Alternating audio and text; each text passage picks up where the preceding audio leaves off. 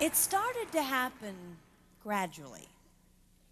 I would walk into a room and say something, and no one would notice. I would say, "Turn the TV down, please," and nothing would happen. So I would get louder. "Turn the TV down, please." Finally, I would have to go over and turn the TV down myself. And then I started to notice it elsewhere. My husband and I had been at a party for about 3 hours, and I was ready to go. I looked over, and he was talking to a friend from work, and I walked over, and he kept right on talking. He didn't even turn toward me. That's when I started to put it together. He can't see me. I'm invisible. I'm invisible. Then I started to notice it more and more. I would walk my son to school, and his teacher would say, "Jake, who's that with you?"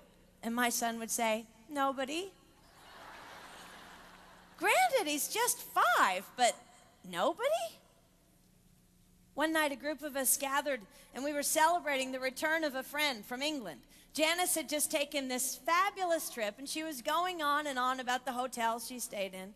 And I was sitting there looking around at the other women at the table. I'd put my makeup on in the car on the way there. I had on an old dress because it was the only thing clean, and I had my unwashed hair pulled up in a banana clip, and I was feeling pretty darn pathetic. And then Janice turned to me, and she said, "I brought you this." It was a book on the great cathedrals of Europe. I didn't understand. And then I read her inscription. She wrote, "With admiration for the greatness of what you are building when no one sees."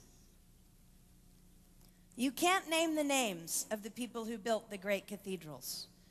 Over and over again, looking at these mammoth works, you scan down to find the names, and it says, "Builder, unknown, unknown, unknown." They completed things not knowing that anyone would notice. There's a story about one of the builders who was carving a tiny bird inside a beam that would be covered over by a roof.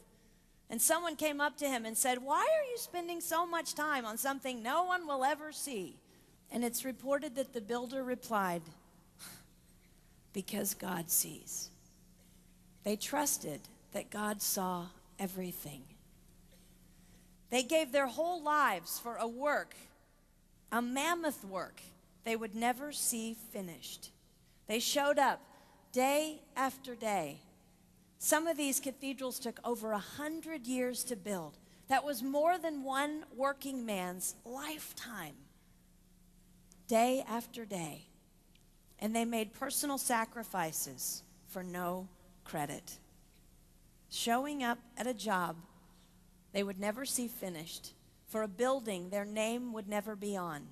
One writer even goes so far as to say no great cathedrals will ever be built again because so few people are willing to sacrifice to that degree. I closed the book, and it was as if I heard God say, "I see you. You are not invisible to me. No sacrifice is too small for me to notice.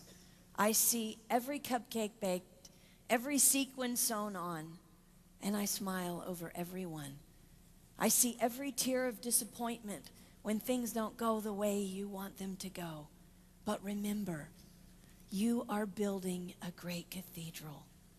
It will not be finished in your lifetime, and sadly, you will never get to live there. But if you build it well, I will." At times, my invisibility has felt like an affliction to me. But it is not a disease that is erasing my life. It is the cure for the disease of self-centeredness.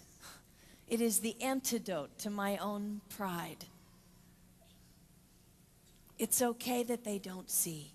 It's okay that they don't know. I don't want my son to tell the friend he's bringing home from college, "You're not going to believe what my mom does. She gets up at 4 in the morning and she bakes pies and hand bakes a turkey and she presses all the linens." Even if I do all those things, I don't want him to say that. I want him to want to come home. And secondly, I want him to say to his friend, you're going to love it there.